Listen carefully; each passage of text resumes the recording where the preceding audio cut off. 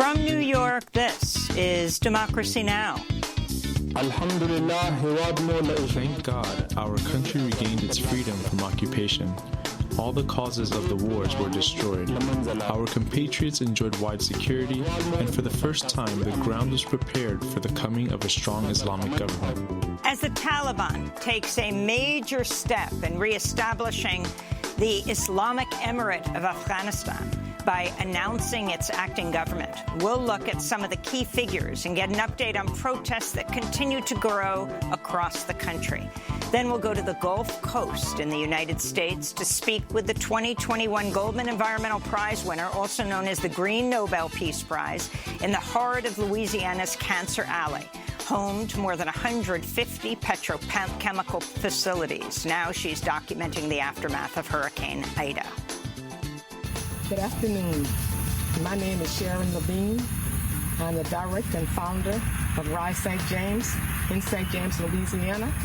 And I just would like to report an oil leak at Marathon off Highway 18, West Bank in St. James, Louisiana. As you can see behind me, there's an oil field over here at Marathon. You can see the oil coming off the side of the tanks. We'll also speak with investigative reporter Antonia Yuhas, who says the extent of damage from leak spills, flaring, ruptures, and chemicals released after Ida could be among the worst ever recorded. And we'll talk to Nobel Prize-winning economist Joseph Stiglitz about how unemployment benefits for millions of U.S. workers expired on Labor Day, even as many states suffer the worst surge of the pandemic. And we'll talk with him about vaccine equity in the world. All that and more coming up. Welcome to Democracy Now!, democracynow.org, The War and Peace Report. I'm Amy Goodman. In Afghanistan, the Taliban's announced its acting government in Kabul. The cabinet does not include any women or any members of the former Afghan government. Mohammed Hassan Akhund, a close aide to the deceased Taliban founder, Mohammed Omar, was named acting prime minister. Abdul Ghani Baradar, a Taliban co-founder, will be his deputy. Sirajuddin Haqqani, the interior minister, is on the FBI's most wanted list for a 2008 attack in Kabul that killed 6 people. This comes as protests grow across Afghanistan. Hundreds of men and women rallied in Kabul Tuesday, with demonstrators calling on Pakistan to stop intervening to aid the Taliban. 2 people reportedly died Tuesday during another protest in Herat. This all comes as aid organizations warn of the looming humanitarian crisis in Afghanistan, with the country's fragile healthcare system potentially facing collapse. We'll have the latest after headlines.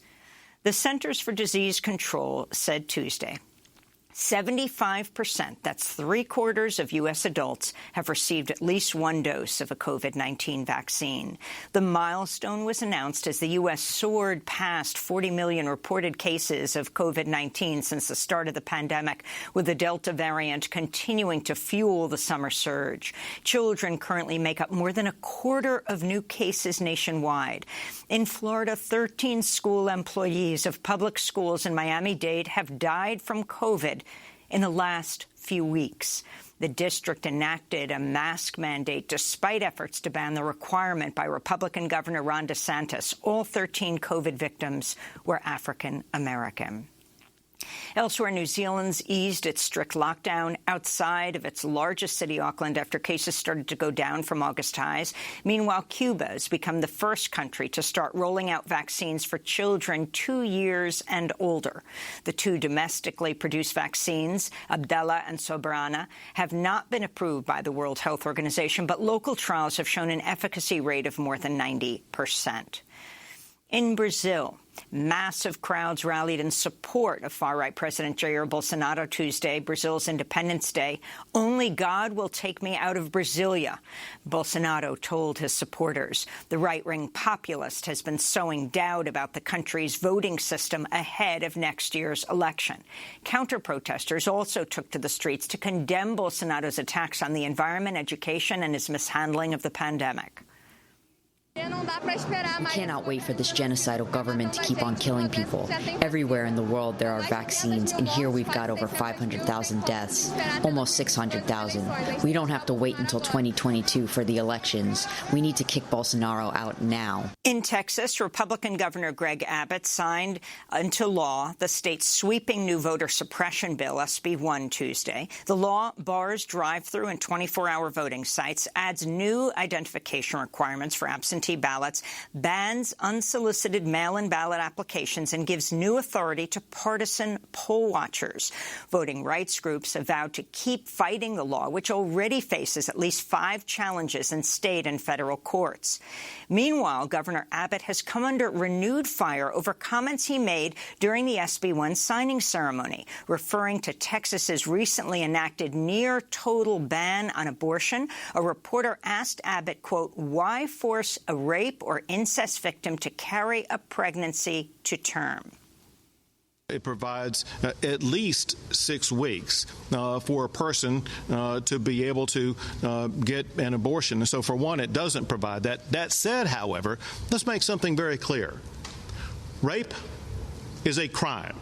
And Texas will work tirelessly to make sure that we eliminate all rapists from the streets of Texas by aggressively going out and arresting them and prosecuting them and getting them off the streets. New York Congressmember Alexandra Ocasio-Cortez blasted Abbott after the comments for his, quote, deep ignorance. President Biden visited parts of New Jersey and New York Tuesday that were hard hit by the remnants of Hurricane Ida last week. He spoke from Queens, flanked by New York's top elected officials. Climate change poses an existential threat to our lives, to our economy, and the threat is here. It's not going to get any better. The nation and the world are in peril. That's not hyperbole. That is a fact. Climate groups urged President Biden to take decisive action after his comments Tuesday. Sunrise Movement said, quote, if Biden does not deliver on at least a $3.5 trillion investment through budget reconciliation while he has a potentially fleeting Democratic majority, future generations will ask why he didn't do more when we still had the chance, they said.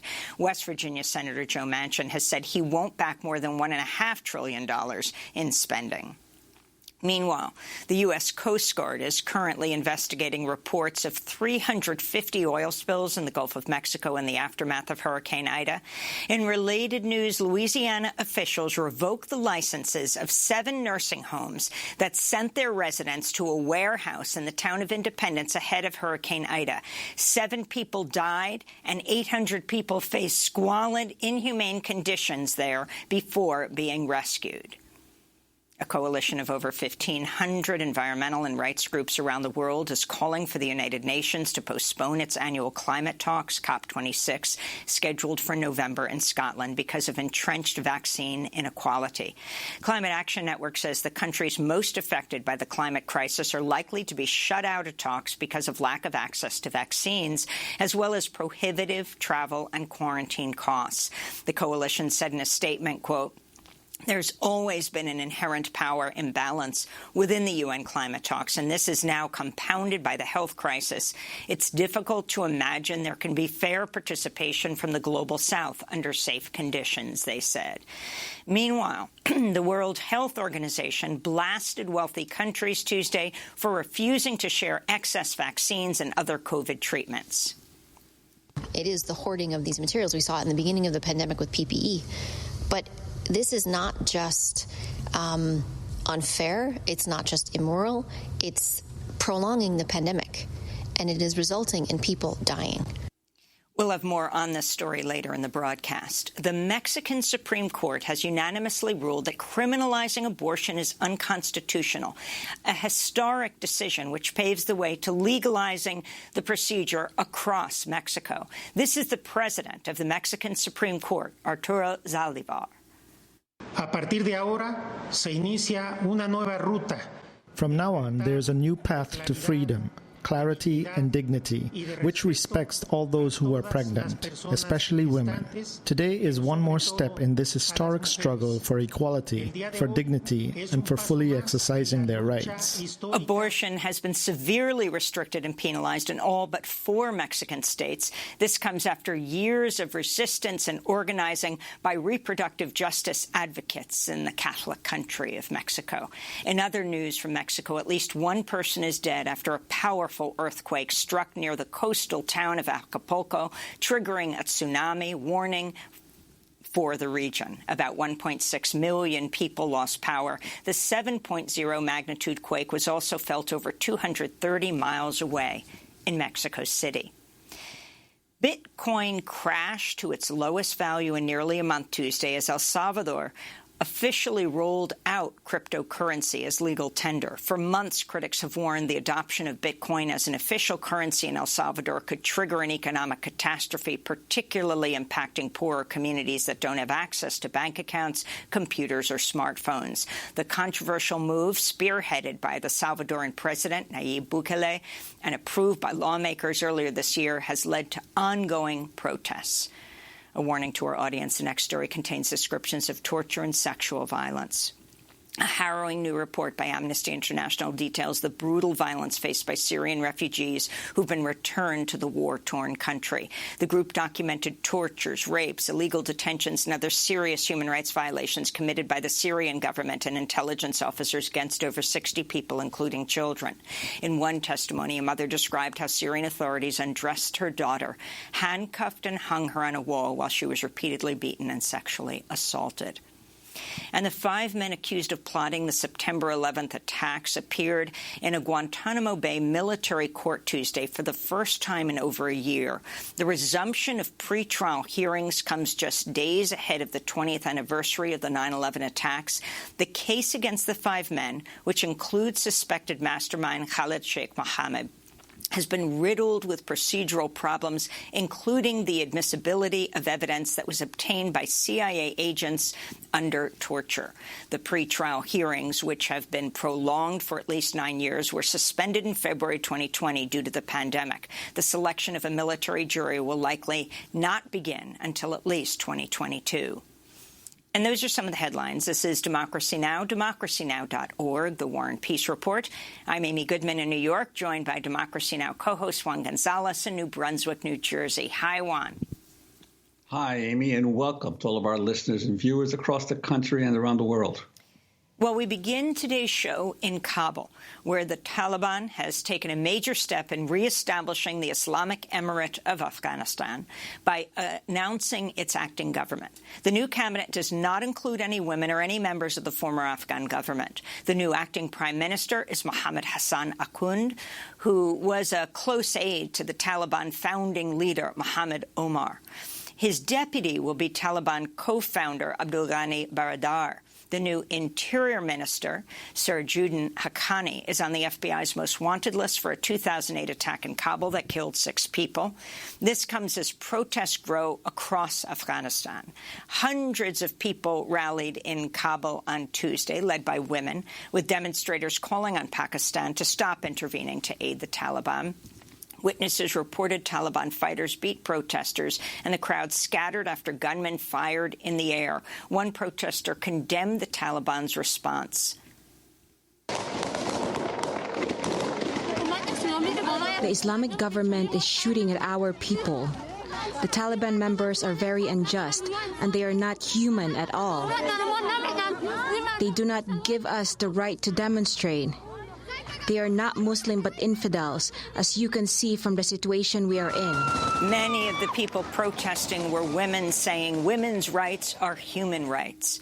This comes as 2 people reportedly died Tuesday during another protest in Herat. Meanwhile, aid organizations warn of the looming humanitarian crisis in Afghanistan, with the country's fragile healthcare system potentially facing collapse. For more, we're joined by Danish-Afghan journalist Najib Khaja. We recently spoke to him when he was in Kabul for the last 3 weeks, reporting for the Danish television channel channel TV2. He's now joining us from Copenhagen. In 2008, he was kidnapped by the Taliban. He later embedded with the Taliban while making a documentary for Al Jazeera. Welcome back to Democracy Now! It's great to have you with us, Najib. Can you talk about who is this new government of Afghanistan? It's actually a surprising outcome because all of us observers, we'd expected the Taliban to give Abdul Ghani Baradar the position as the new prime minister, but instead of him, they gave the position to one of the old school members, one of the more hardliner members of Taliban, Mullah Ahun, and it came really unexpected.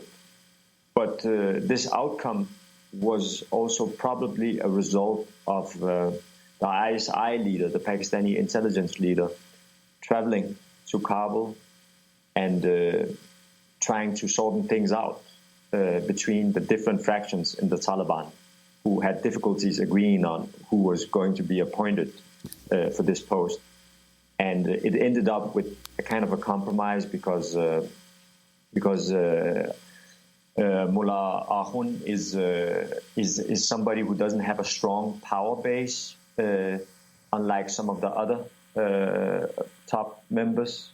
It's not as strong as their power base, so he's kind of a solution that probably the ISI leader suggested, so they could get on with their plans, the Taliban. And other surprises in this new government, negative surprises, is that there are almost no minorities represented. There's only a couple of Tajiks, which is the second biggest ethnic group in Afghanistan, and only one with Uzbek background, which is the fourth biggest ethnic group. And you don't have any Hazaras. And we're talking about the third biggest ethnic group, which are also, they're not only an ethnic minority, but they're also a religious minority because they're Shia Muslims. They don't have anybody in this new government. And the obvious, of course, lack of presence is also the women, which is half of the population. The Taliban said it also before they announced the government that there won't be any women in this government. So it's really been disappointed for the people who have been looking for a glimpse of hope. And Najib, you mentioned the role of the ISI in sorting out the differences between the groups. Could you talk a little bit more about the role of Pakistan and the ISI in what is going on now and what will occur in the future in Afghanistan? The ISI, they've assisted the Taliban since they took power. In the mid-90s, they've been helping them with logistical support. They've been helping them with arms. They've been helping them with, advices, strategies. And, of course, Pakistan has never admitted that they've been engaged that much with the Taliban. But several journalists, analysts, a lot of clear proofs have been put forward throughout the years that shows that this is the case. And the thing is that the problem for ISI has been that U.S. and the Pakistan are officially strategic partners in the region, but at the same time they have different interests.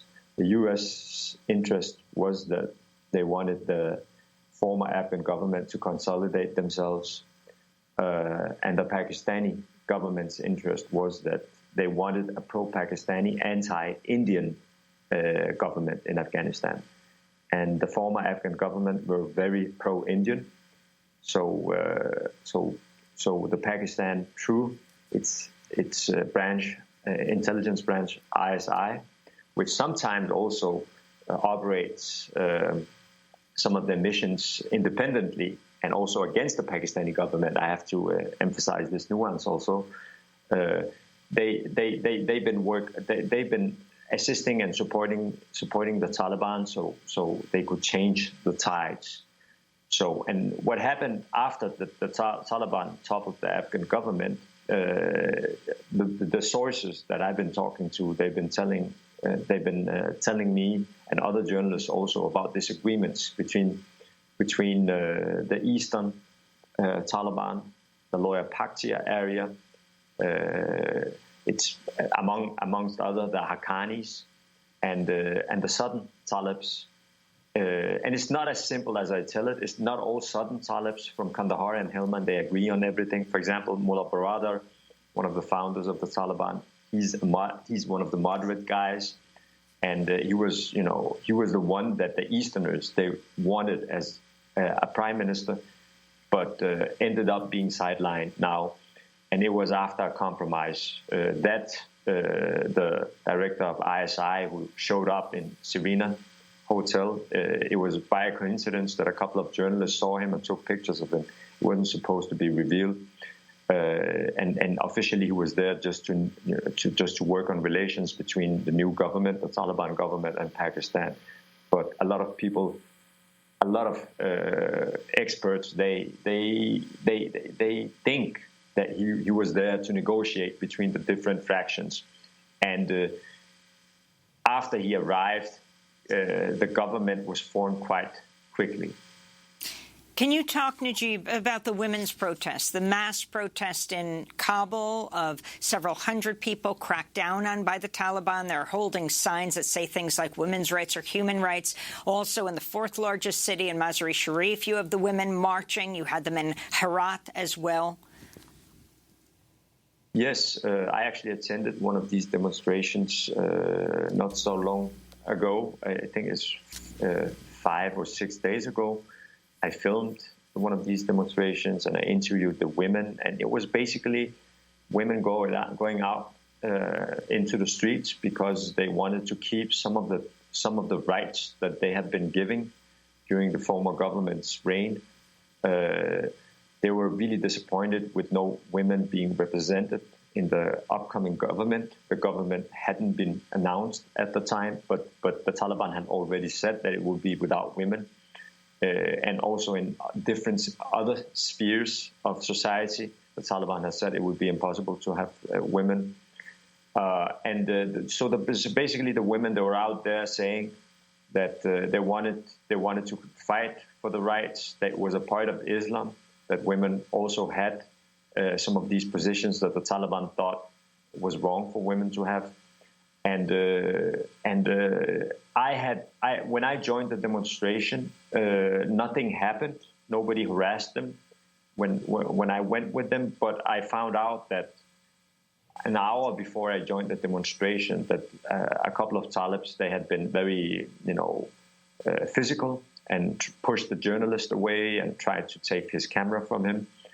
And the day after, one of the women were hit by a Taliban, one of the demonstrators who I also saw at the previous demo.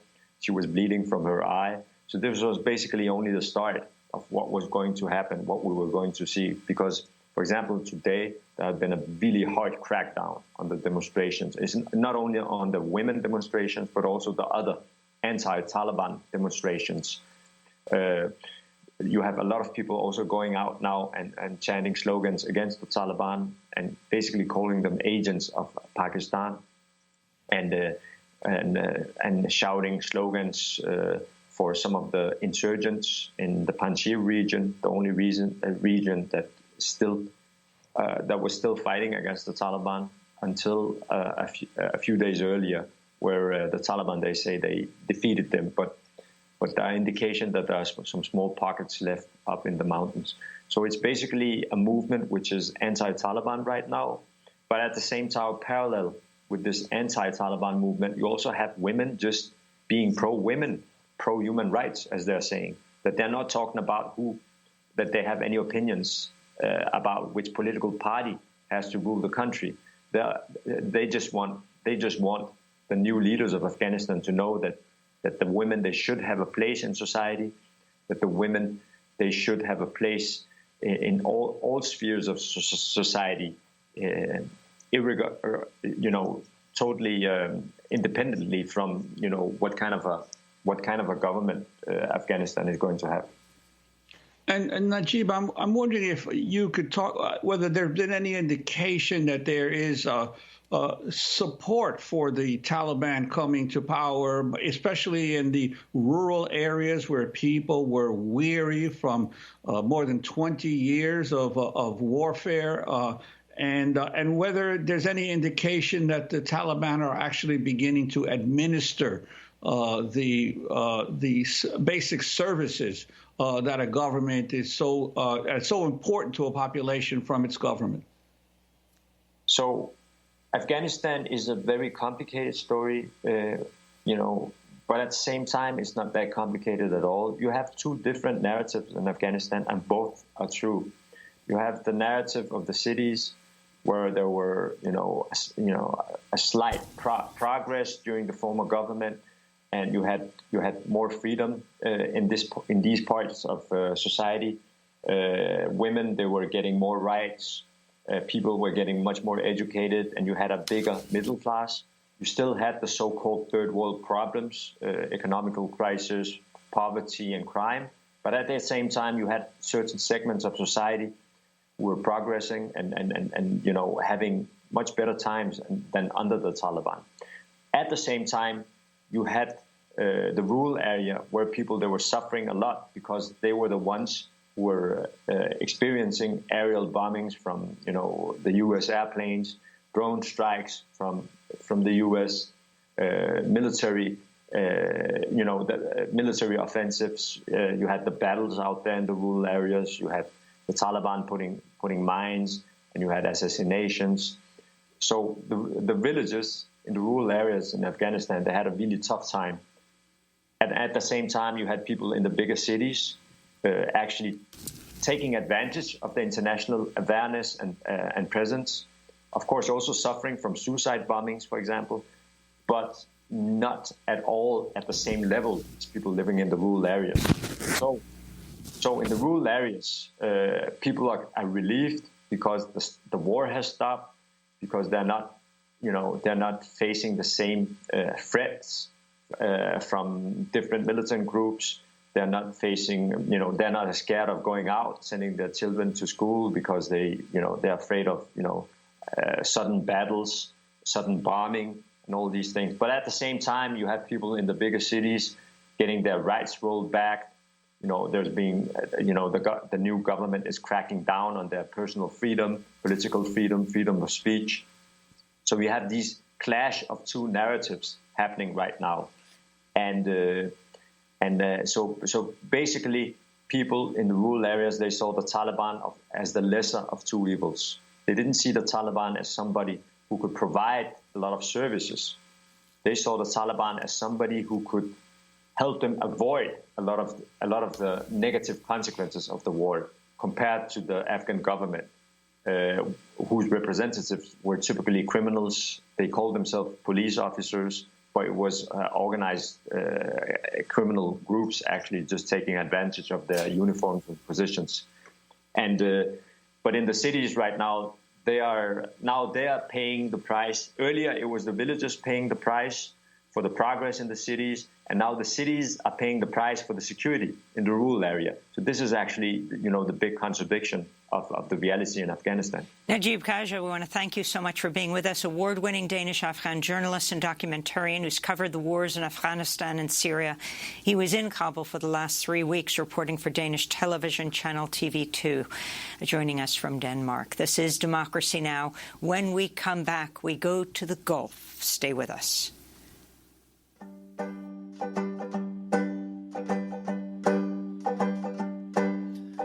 Changing tide, river rise, the water's high.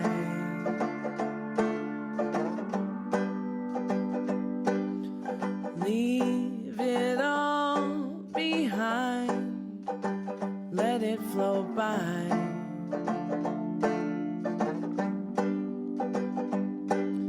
The flood can't wash away these roots that grow for you. Fear won't blind me from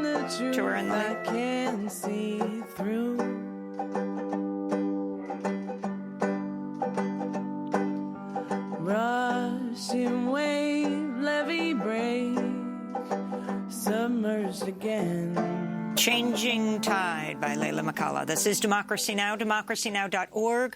I'm Amy Goodman with Juan Gonzalez as we turn to our ongoing coverage of the damage caused by Hurricane Ida, one of the strongest storms to ever hit the United States. On Tuesday, President Biden visited the storm-ravaged areas of New York and New Jersey. And folks, the evidence is clear. Climate change poses an existential threat to our lives, to our economy, and the threat is here. It's not going to get any better. The question, can it get worse? We can stop it from getting worse. Hurricane Ida caused widespread damage in the Gulf Coast as well, leaving much of Louisiana underwater. More than 500,000 electricity customers in Louisiana still have no power. Meanwhile, the U.S. Coast Guard is currently investigating reports of 350 oil spills in the Gulf of Mexico in the aftermath of the storm. This is how reporter Antonia Yuhas, who will be joining us in a minute, describes what happened to our next guest in her new piece for Rolling Stone. Quote, in the 8 days since Category 4 Hurricane Ida roared through her home and community in St. James Parish, Louisiana, 69-year-old Sharon Levine has watched crude oil spill out of a holding tank, seen flares shoot fire out of a petrochemical plant, and smelled a foul chemical stench from a fertilizer manufacturer. St. James Parish is located in the heart of Louisiana's Cancer Alley, an 85-mile stretch of communities along the banks of the Mississippi River between Baton Rouge and New Orleans, where some 150 fossil fuel and petrochemical facilities operate, Antonia writes. This is a clip from a video Sharon Levine posted on social media as she documented the aftermath of Hurricane Ida in her community of St. James Parish last weekend. Good afternoon. My name is Sharon Levine. I'm the director and founder of Rise St. James in St. James, Louisiana. And I just would like to report an oil leak at Marathon of Highway 18 West Bank in St. James, Louisiana. As you can see behind me, there's an oil field over here at Marathon. You can see the oil coming off the side of the tank. And on the other side of the tank, you can see it from Burdenland also. Well, for more, Sharon Levine joins us now from St. James Parish, Louisiana, where she and her family have lived for generations. Her home heavily damaged by Hurricane Ida. Founder and director of Rise St. James, which works to stop the fossil fuel industry's pollution, expansion, and implement a just transition to renewable energy. She's a retired special ed teacher who taught in New Orleans for over 38 years, mother of 6 kids, grandmother of 12. Earlier this year, Sharon was awarded the 2021 Goldman Environmental Prize, also known as the Green Nobel Peace Prize. I'm sure, Sharon, that's not something you're thinking about at this moment as you rode out this storm in your community. Describe how it's affected your community, both the people who live there and looking out at Cancer Alley at this scores of petrochemical plants and how they've affected you. Well, good morning, Amy. Thanks for having me. Our community is badly damaged. We have homes with the roofs off, but the mobile homes are totally demolished. Some of them have tree all in the yard, trees falling on driveways, have no power at all. We're trying to survive. Our public officials are not bringing necessities that we need, like ice, give us water. We don't have ice on a daily basis. Have to go out and find ice. After standing long lines to get gas. And we have sometimes people bring us food who have generators. I didn't have a generator, but I have one now, and it only cools one room in my house. It's bad. It's really bad over here. And Sharon, I wanted to ask you in terms of the what are officials saying as to when they will be able to restore electricity and water to the residents there, and also could you talk? You mentioned generators. It's hard to believe that a lot of these petrochemical plants did not have alternative energy, emergency energy, to be able to at least keep the power on for some of their basic needs, even if they were shut down. Could you talk about what the government has required of these companies, the local Louisiana authorities, in terms of resilience for these kinds of storms? Industry has power. Always have backup whenever we have a storm. The residents of them have generators, and a lot of us don't have generators. My water was off because in a hurricane, it hit a pipeline or whatever, the trees and stuff fell on my pipeline. I didn't have water. Parish came to fix the pipe. They said it wasn't on their side. I have to pay someone to fix it myself. My brother had a tree that fell on his driveway, did not get out, and he's handicapped. I called the parish. He called the parish also. They said they don't go on private property. I said, well, this is a disaster. Suppose he is sick and he can't get out. He said, I'm sorry, ma'am, don't go on private property. He was stuck until the citizens from New Orleans came, cut the tree so he can get out of his driveway.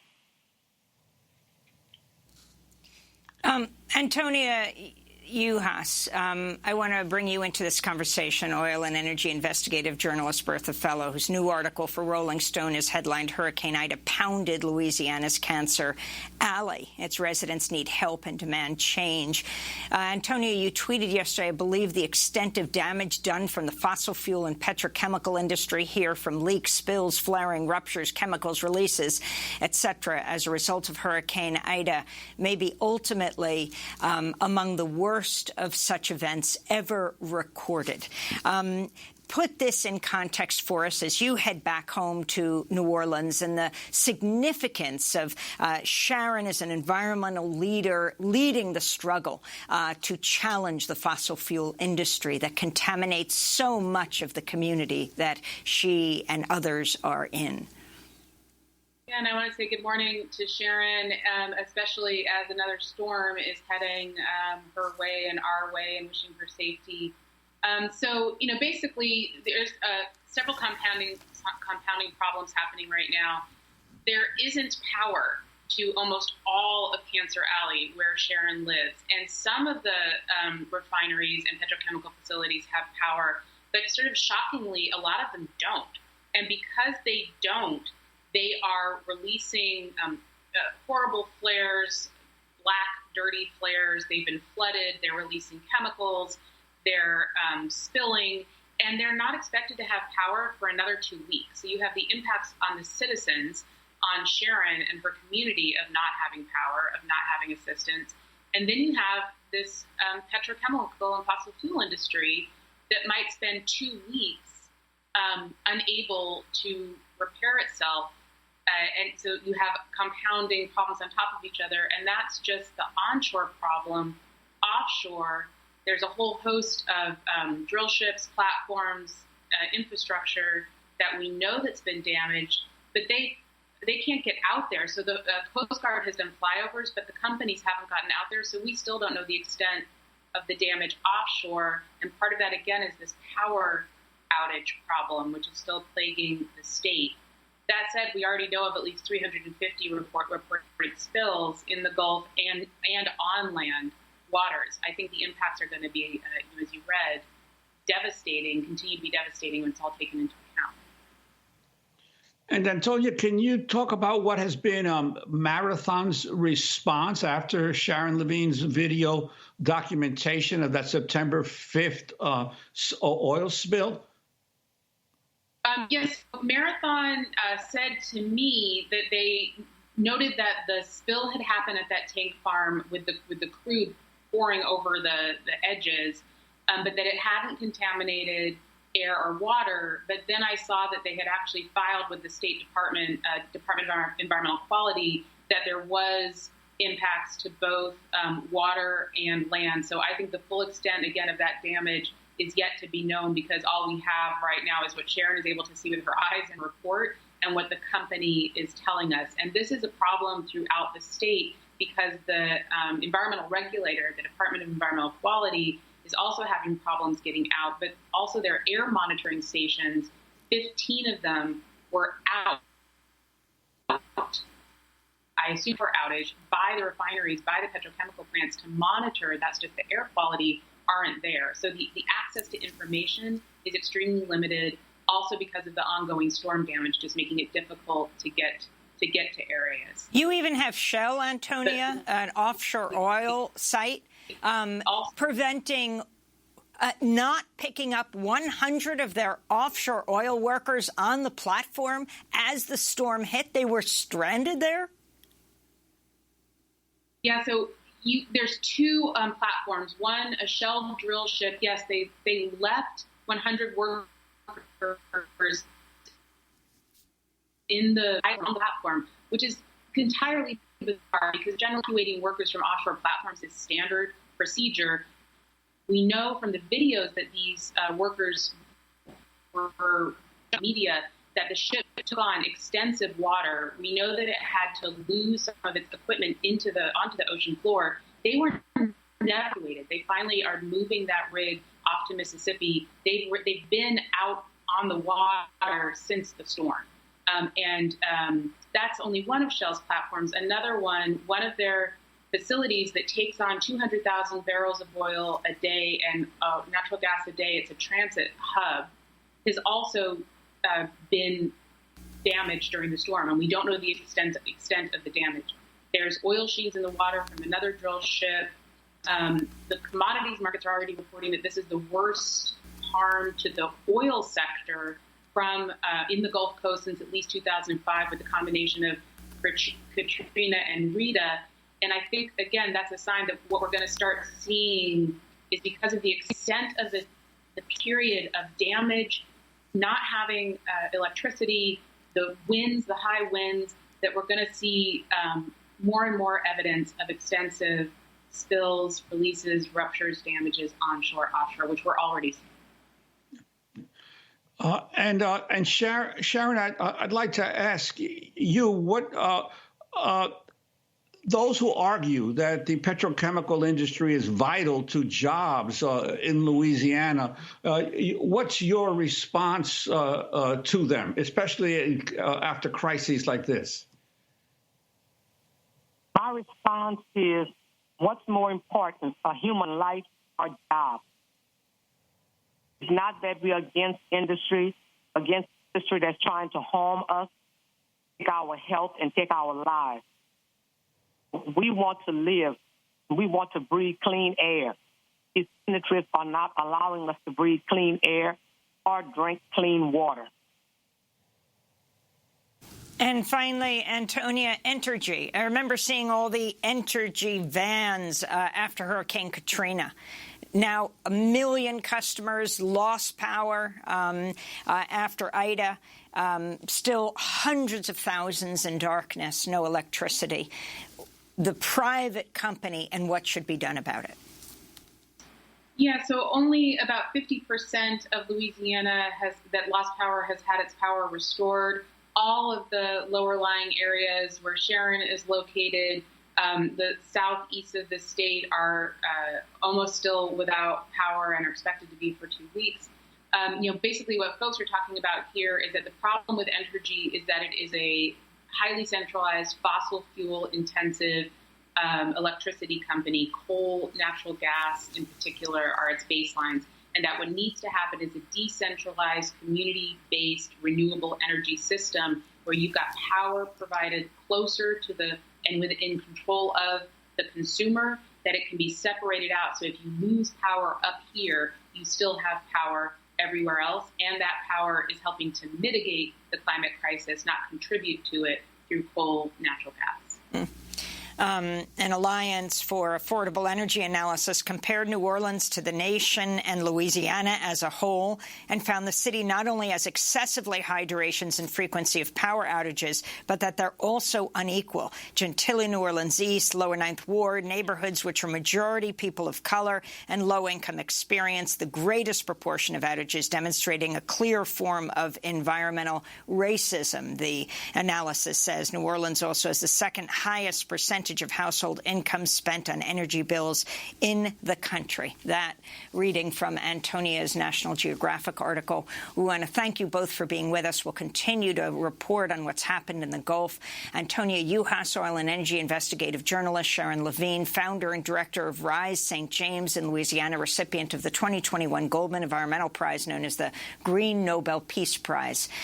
Sharon, stay safe, and good luck, Antonia, as you head back home to New Orleans. This is Democracy Now! When we come back, the Nobel Prize-winning economist Joe Stiglitz on unemployment benefits ending on Labor Day, on vaccine inequity, and the Federal Reserve Board, why AOC and others are demanding the replacement of Jerome Powell. Stay with us.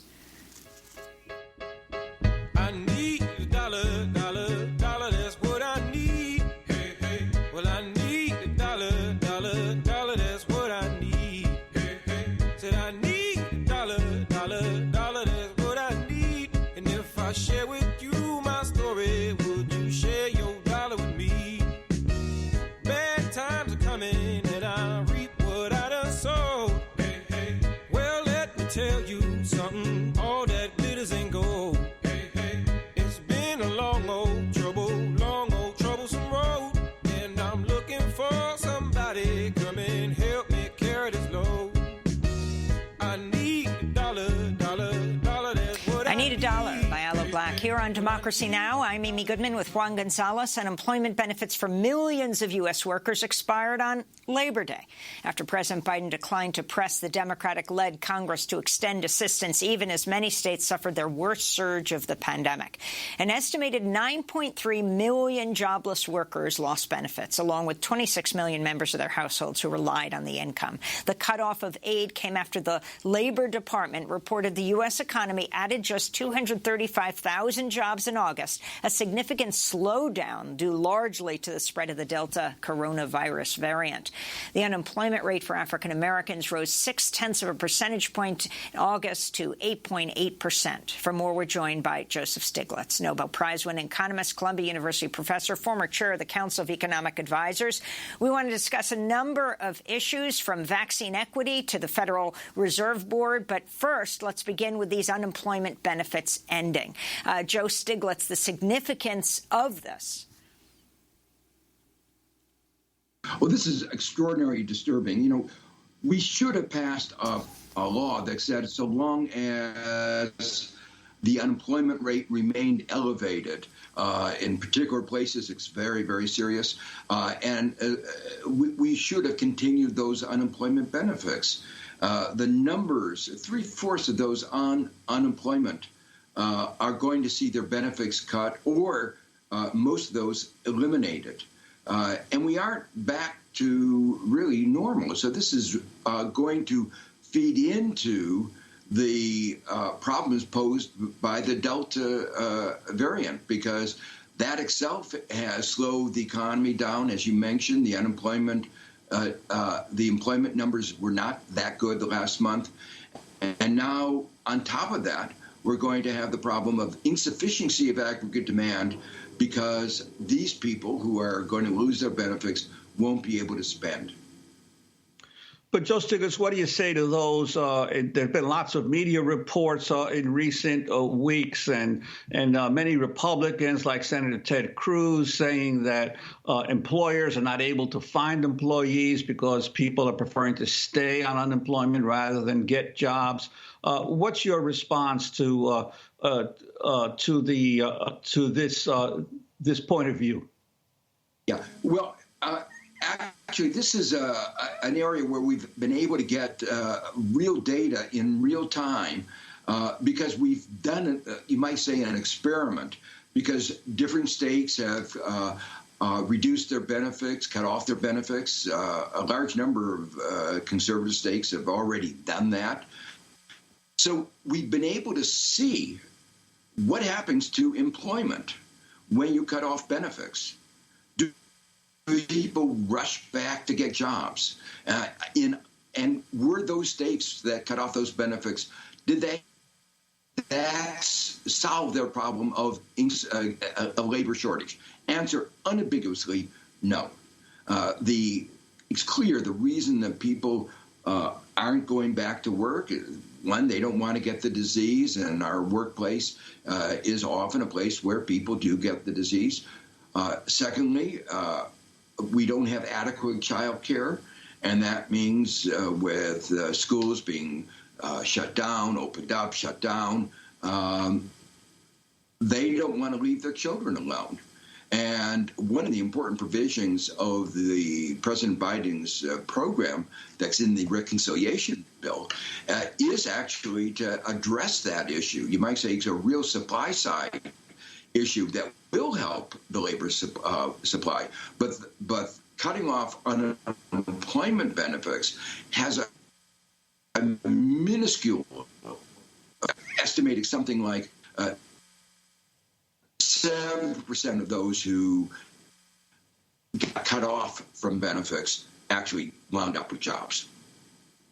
And Joseph Stiglitz, I'd like to turn to another topic, the Federal Reserve Board.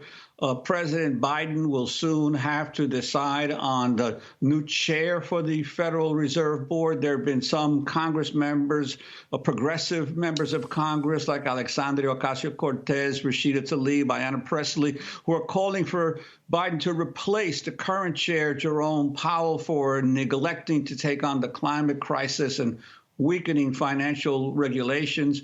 I'd like to get your perspective on this, and especially not just on the issue of Powell's track record on climate change, but also the fact that he's continuing to pursue this cheap money policy that allows corporations and Wall Street to get money at low interest rates and then, of course, invest it in the stock market and continue to drive the stock market up rather than in real production or capital expenditures. Your sense of whether Jerome Powell deserves to stay? Well, this is one of the really difficult decisions because no one wants to disturb the economy as we're in the process of healing the economy. And it was a kind of decision that I was involved in more than 20 years ago when Alan Greenspan came up for reappointment under President Clinton. Now, Powell has done you might say, a reasonable job in responding to the pandemic. He's not gone the way you might say a hard money person would, worried about inflation. But that's a low bar. Almost anybody reasonable would have taken the kinds of measures that the Federal Reserve took. The hard questions on the macroeconomic side are what happens when we get starting to recover? How soon do you increase interest rate? Are you about inflation? How do you see that trade-off? And one of the things that we know is that the only time that we bring into the labor market minorities, disadvantaged people, and the only time we get wage compression is when we have a really tight labor market. And to me, it's worth risking a little inflation in order to address some of the grave inequalities in our society. And I wonder whether he will be the right person in that critical moment. Moreover, one of the critical issues going forward is, are we going to have another financial crisis like we had back in 2008? Memories are short, and a lot of people think that's ancient history, but it's not. It can come back again, and that's where his proclivity to side with Wall Street and engage in deregulation is very troublesome. The Dodd-Frank bill did not adequately deal with the re-regulating the financial system, and since then, the